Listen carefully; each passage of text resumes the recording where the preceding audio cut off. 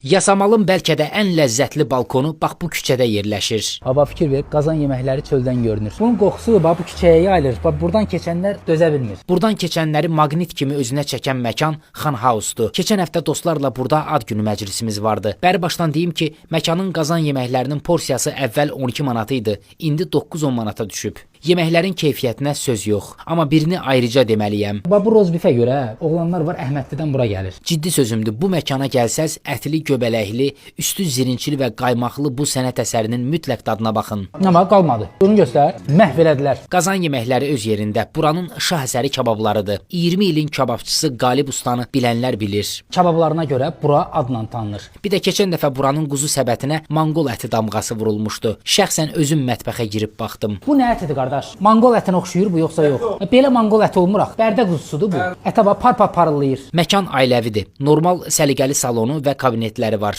Amma daha çox kişilərin yeyib içmək üçün gəldiyi bir yerdir. Menyu qiymətlərini də göstərim baxın. Elə də bahalı yer deyil. Normal şəhər içi restoran qiymətləri. Videonu yadda saxlayın, lazım olacaq.